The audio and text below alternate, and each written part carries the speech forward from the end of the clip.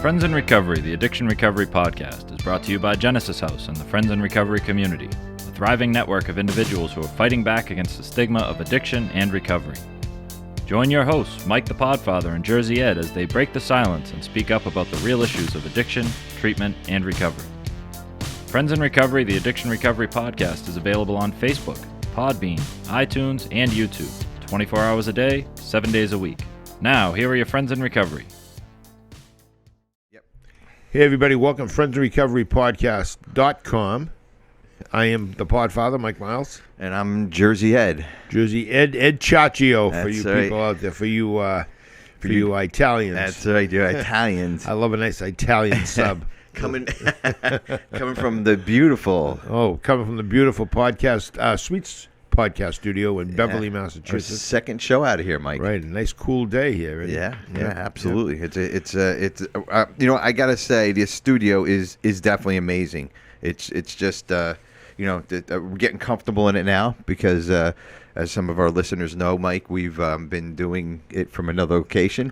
Right. And like we said on our last show last week, we came over here to try to get this is just works better for us, and I hope the viewers are kind of understanding all this and getting getting it and getting some good feedback as far as emails go too, Mike. Well, I think anyone who's listening or watching or both definitely understand that we're here to help people find recovery, not only them but their loved ones. Try to learn how to muddle through somebody with a substance abuse problem, alcohol, drugs, whatever it is. And that's what we're here for. Both of us are recovering. We're proud to say we're not anonymous that way. Nope. But I do respect anonymity, and I definitely respect somebody that doesn't want to come right out and say they have a substance abuse problem. Absolutely. It might affect them with their jobs, and that's what we're going to talk about today, Eddie. Yep, about their jobs. But first, I'm going to get some business put aside here. We want to thank Genesis House for setting up the beautiful studio that you're seeing here now. And if you're listening and not seeing, it wouldn't affect you in any shape or form. But for those visual people, we want to thank Genesis House for that, and Taylor and everybody in Florida for setting all this up for us. If you enjoy the Friends in Recovery podcast, join us for our Friends in Recovery community support of events. We hold monthly gatherings in Florida, New Jersey, Massachusetts, so check out our Facebook pages for updates. Also, follow us on Facebook for updates at Friends in Recovery podcast. And we're also looking to feature new recovery stories and professionals who are taking a fresh approach to addiction treatment and recovery. Reach out on our Facebook page for more information. And the other thing, too, is make sure that you subscribe to all this. Subscribe and like our pages, because it'll give you updates, because the Facebook Live comes through the pages that'll give you an update. On your Podbean or on your podcast catchers, make sure that you subscribe, because then it'll come up. It pops up on my screen when there's a new Friends in Recovery show, or a lot of the other shows that I listen to too. I've been listening to a lot of podcasts, Mike, and a lot of different podcasts. Yeah, and we're still the best. Yeah. But I do want to give a podcast pick of the week. That's a new segment I want to start doing, if you don't mind. Absolutely. Because you're the Podfather, I have to run everything through you. This is true. So, but the podcast pick of the week is going to be basically some of the podcasts I listen to, or that we would recommend. Or suggest, not recommend, for recovery, for families, for anything along those lines. So my podcast pick of the week is Recovery Elevator. Paul Church is the host, and it's all about recovery from drinking. He has a lot of episodes on there, and they're really, really good episodes from interviewing people, talking about drinking, talking about recovery, talking about drinking in when it was bad for him. So that's a really good. It's almost a meeting on a podcast. It's a really good meeting, and that'll be in the show notes. So it's called Recovery Elevator, Paul Church. And that can be found on podcast, any of the podcast catchers. And it'll also be in the show notes. Sweets and Melissa will put that all in the show notes for us. So. Sounds good. Yep. So what did you have in mind for today's show? We don't have a guest. Nope. And did you come up with a topic for us? Well, I thought today we'd talk about the Family Leave Act for people that are either seeking help or their loved ones are seeking help, and they're worried. They're worried about their job. Is my job still going to be here? Am I still going to have employment? This is why a lot of people don't go away, because they're that's one of the excuses they use, and it's a very viable excuse, I think. If you don't have an income, coming in, if you're the breadwinner, so to speak, absolutely. You're going to worry. But in this day and age, no matter who you are, where you live, what your situation could be, there are resources available to help you. Absolutely. And we want to help. We want to help as well. And we're going to put a spotlight on the best program we can find to make your decision a little bit easier. Absolutely. And FMLA, Mike is talking about. And FMLA stands for Family Medical Leave Act. Correct. And that was passed by Congress in 1993. The FMLA gives certain employees up to 12 weeks of unpaid job protection leave for a number of approved family and medical reasons. And, of course, substance abuse is one. Right. The other is the birth of a child, the care for a spouse, child, or parent, health conditions, which I guess we fall under. Right. And there's a couple other ones, but that would be more pertaining to us. That would be, kind of what that's the official what FMLA stands for. Right. And if you're worried about your job, no matter what let's just say you're if you're self-employed, you don't really have to worry too much about this, Unfortunately, the finances is always going to be a problem. Yeah. That's one of the biggest concerns most people have in life in general. Yeah. Finances are a huge stressor in life. Yeah. But if you're a municipality employee, you work for a city or town or the government, you're covered. You can get the help you need for anything. However, you're going to have to use your own time. If you have sick time accrued, if you have vacation time accrued, you're going to have to use that. And also, people pay this short-term disability, too. Right. So that can be applied to that also. That would be considered you would have to go into your short-term disability insurance. That's right. Yep. And unfortunately, if you don't have any time, a lot of people that have a substance abuse problem, they abuse the sick time. They use all the vacation time. Yep. They use it because they don't feel able to go to work. They're not feeling well. They just can't get themselves to work. But if you do have time accrued, you can use that, so you get a paycheck. If you don't, unfortunately, you're going to have to figure something out as far as how you're going to get paid. But you will have a job. That's the most important thing to remember. Your employer wants you to be healthy. Absolutely. They understand this situation. Well, you know what? There was a guy, Mickey McKay, who's a dear friend of mine. He was the EAP for the firefighters years and years ago for the Boston firefighters, and then he went on to do his own stuff. But he did a study on, and this was 25, 30 years ago, probably even before I was sober, on what the amount, what it costs to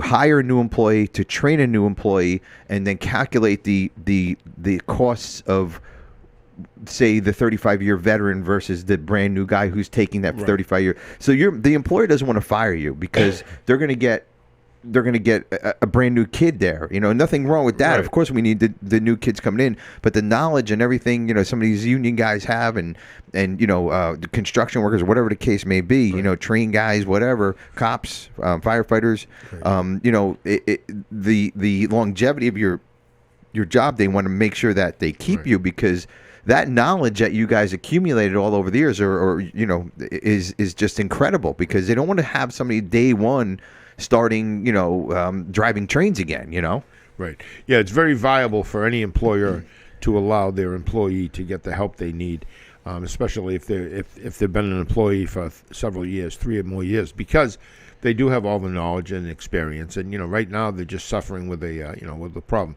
What I see a lot of is substance abuse, and I have to sit across from certain people, let's say police officers, correctional officers, that are concerned about going, like, to Genesis House. I've done this a dozen times, where they're concerned about, am I going to have a job? And the first thing I tell them is, listen, you're covered.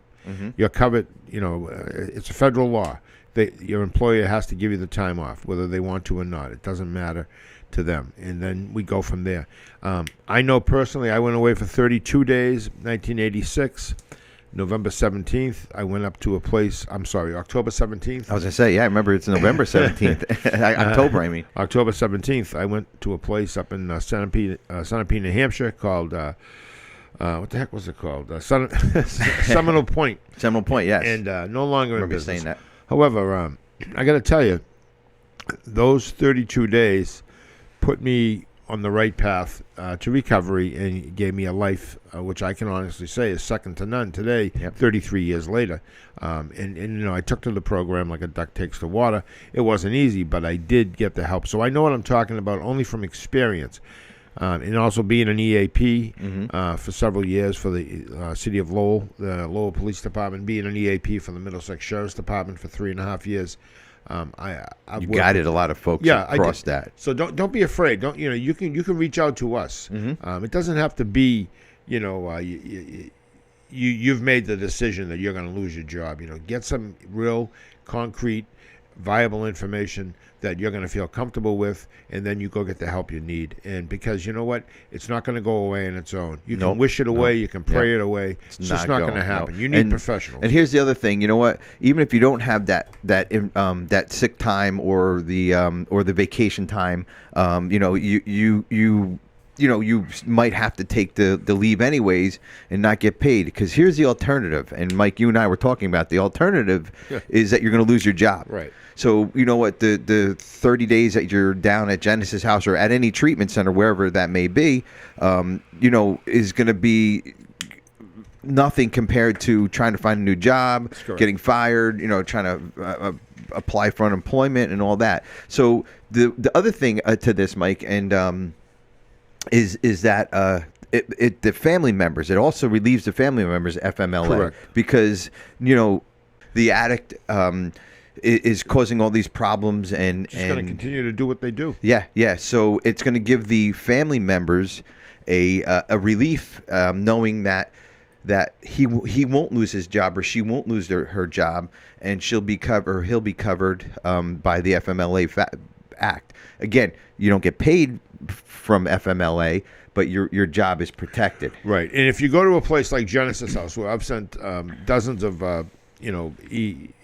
EMS workers, cops, correctional officers, friends in general, family members, everybody, they'll do the paperwork for you. There is paperwork involved. Yes, there is. All you got to do is go to your HR, your human resource person, wherever you work, tell them you want to get some paperwork for the family medical leave. If you have any questions, you can call one of us. Yeah. Call me at 978-459-4884. Therapy Services, Mike Miles. Yeah, and Genesis House, you call down to us, and there is specific paperwork that they have to bring down. That's correct. And our doctor fills it out and sends it back, and you guys are protected. Right. And then at least when you're recovering and you're learning how to live sober a day at a time, that you're going to have a job to go back to. Yeah. And the stress, if you don't have that, the other thing too, Mike, is if you don't have that sick time or whatever, there is going to be stress, because no money's going to be coming in for that short period of time. But guys, remember, it's going to be just a short period of time versus no job. You know what I mean? Right. So, because if you keep doing what you're doing, you're bound to get fired. Right. And don't be taking advice from your partner or somebody you work with, or some disgruntled employee at work, union steward who hates everybody.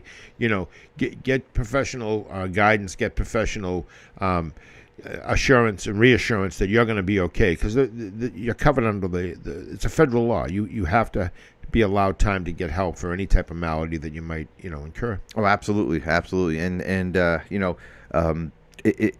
And they'll explain it down at any treatment center you go to, but it has to be signed by a doctor. It has to be signed by wherever you're going. It has to be signed by a doctor. Let's take something simple as a birth. A birth. I mean, people take time off for that. Absolutely. People take time off for even it says here to help a spouse or a parent.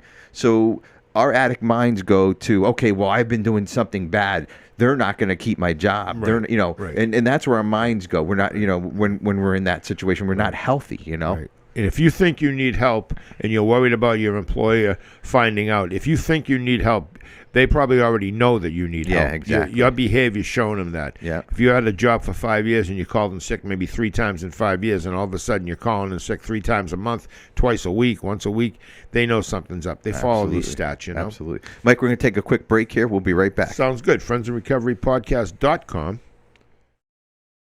Since 1992, Genesis House has been helping real people heal from addiction on their private recovery campus in beautiful Palm Beach County, Florida.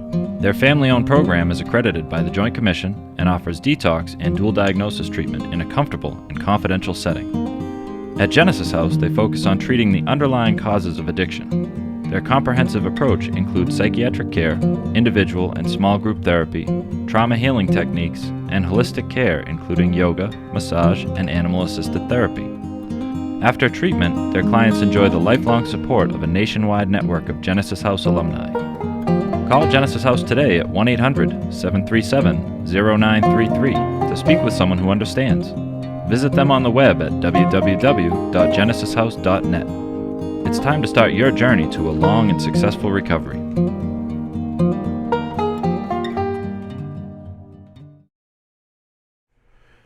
Hey, welcome back, friendsandrecoverypodcast.com. How are you, Jersey Ed?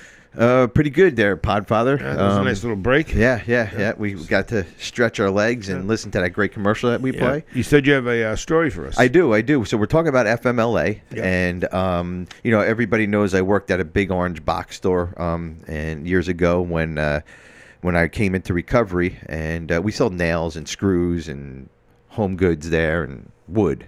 So I think you might be able to guess what that is. Yeah. But I don't want to give them any credit, so because we might have to pay for it.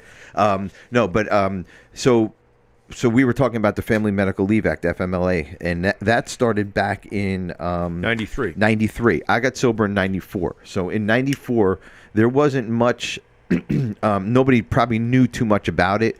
I was afraid. I was afraid to go to treatment. I was afraid to leave my job. I had 4 kids at the time. I still have 4 kids. I have 5 now, but 4 kids at the time. And I had insurance, and I didn't know what to do. I had no idea how to get into treatment. So I was a manager at the store, and I talked to another manager who was a good friend of mine, and I told him that I had a drinking problem. And his name was Scott, and he said, "Well, what do you want to do?" I said, "Well, I got this opportunity to go into treatment, and but I don't want to tell management, upper management, that I have a drinking problem, because I did not know FMLA existed at zero. Had no idea. Apparently, he didn't either.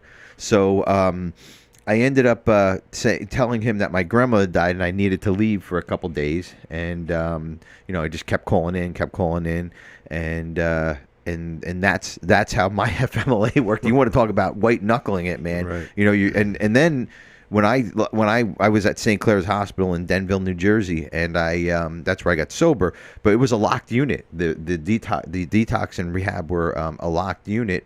And it was just nerve-wracking not knowing if I was going to come out with a job. I had 4 kids. And obviously when I came out, I did have the job. It worked out well. And I actually got into this field, a few years later. But I ended up getting divorced. I ended up in it all 9 yards. A lot more to deal with than just trying to keep my job. You know what I mean? At the time. And Mike, and I'm telling you, and this is going to sound common out there. And same thing with you. I did my job perfectly. I was a employee of the month. I did whatever I had to do. I worked late, came in early. I went above and beyond. My job was everything to me, just like it is today, just like this job, and just like my job with Genesis House. I take it very, very seriously. Right. And that was something that was bred into me through my grandfather, my dad. The Chionchio family were just hard workers. But when it came to it, I had to protect it. And if I knew this existed, I wouldn't have to go through all that suffering way back when. Right. And now, what about your experience? Because you went in way before FMLA. Yeah. Well, when I went away, a friend of mine who's no longer with us, Dave Siemens, he was a Lowell police officer. He died in a plane crash with a few of my other friends, close friends. And came to my house at 4 a.m, and next thing you know, I'm on my way to the Irish Alps, we used to call them, up in New Hampshire. All these facilities were owned by, it seemed like they were owned by Irish gentlemen. And I had no idea where I was going, how long I was going to be gone. I had a 9-month-old son, and, it wasn't easy. But what I can tell you is he picked up my check every week because I had sick time and vacation time that I used, and he drove it up to me. He drove it up so I could sign it and, at the time, give it to my girlfriend, who became my wife. Mm-hmm. And then so she could pay the bills. Yep. And she helped me immensely pay all my bills. I was very, very fortunate. But I was a police officer. When I finally got out of there, I went back to work immediately. But then there was a short time when I was out of work because my department wanted to fire me because I admitted I had a substance abuse problem with an illicit drug, which was cocaine. I was very fortunate that I had a hearing officer. His name was Ned Robinson, and he was, I believe, the town manager in a few towns over, Woburn, Mass. And he came and listened to my plight. And unbeknownst to me, Mr. Robinson was also somebody who understood the program of recovery, and he gave me a second chance. And as a result of my second chance, I took that and I just ran. I started helping people right away. I went to conventions. 1987, I went down to Pittsburgh to a cop help a cop program, and as a result of that, I went back on education, and here I am, 33 years later with a master's in social work, my private practice. I've helped hundreds of police officers and people in general. So it was a good investment for the city at the time. Absolutely, yeah. Even though there was no program back then. Yeah. Mike, and a lot of these guys out there, listen, they're taking a gamble on us by putting their necks out in the line and saying, okay, we're gonna get you back, we're gonna keep your job. And you guys listening out there, listen, you'll get one shot at it. And if you're using still, or you're just kind of in the air about things, if maybe you think you don't have a problem, maybe you think your job doesn't know.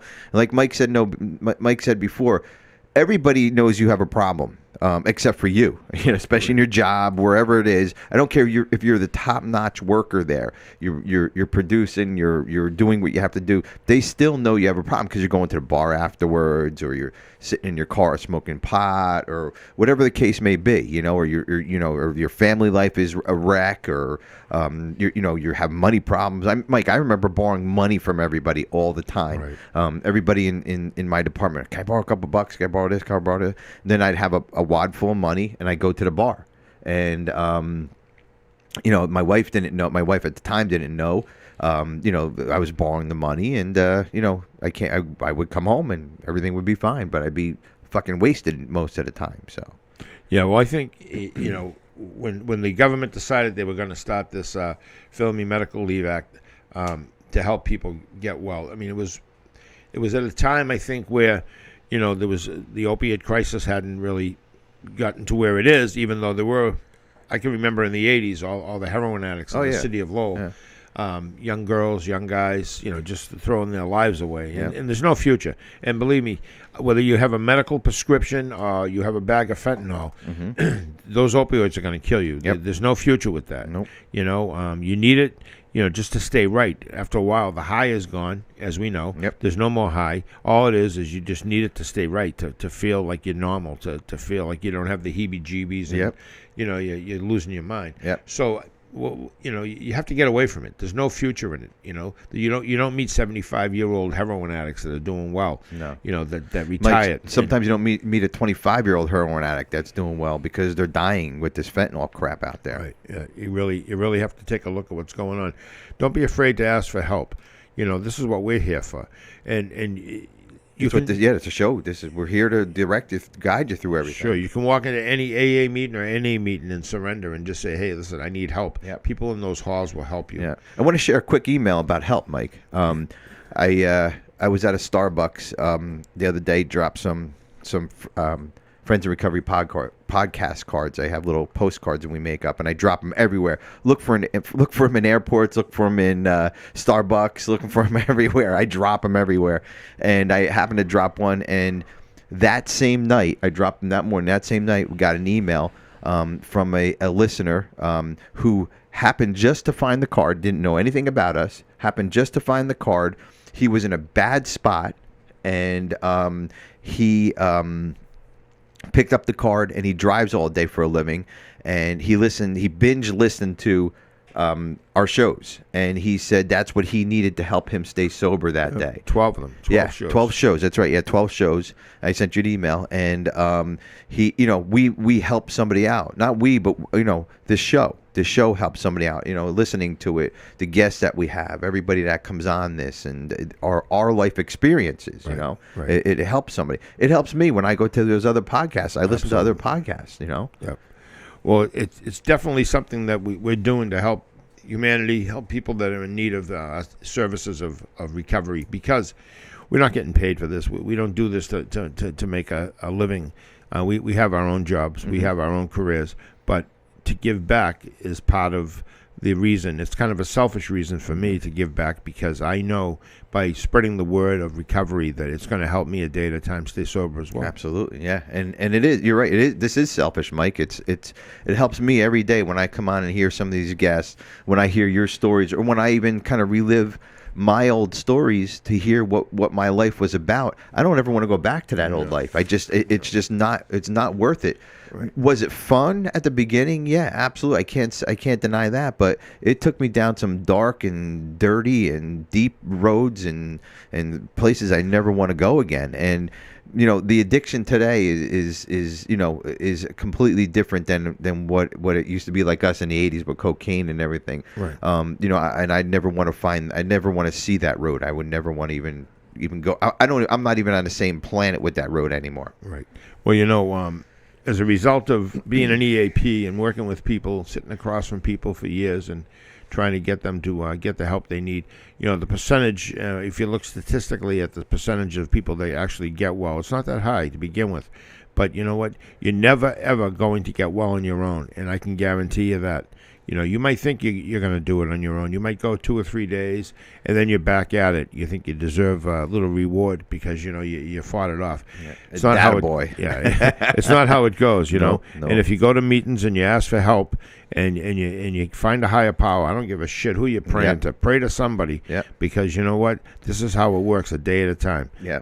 I've been getting on my knees asking for help and thanking every night. I have no idea what my higher power is. Male, female, Christ, Buddha. I don't know. Karma. It could be anything. All I know is it works. I was told the very simple things when I came into the program, and it was sit up front, take the cotton out of your mouth, stick it in your ears. I'm sorry, take the cotton out of your ears, stick it in your mouth, and listen to what's being said. And you know what?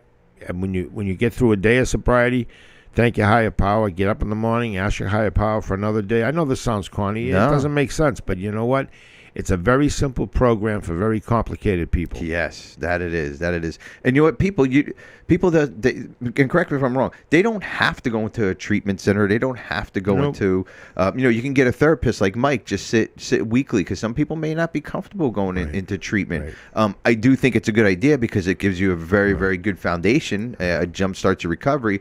But you can go to somebody like Mike or just, I know a very dear friend of mine who got sober in the rooms. I took him to meetings every day for month after month after month, and that's how he got sober. Right. And also, right now, if you're struggling with opioid addiction, which is a horrible addiction, there's medication out there. There's Suboxone, there's Subutate, there's all these different medications that you can take one pill a day, get a shot. Yep. Every 28 days, Vivitrol, and it'll fight those cravings. You won't be sweating. You won't be sick to your stomach. Yeah. You won't wish you were dead. Yeah. You'll be back in the game, back in life. Yeah. So there's many methods. It's not just about quitting and suffering and fighting off the cravings, because I don't care how strong you think you are.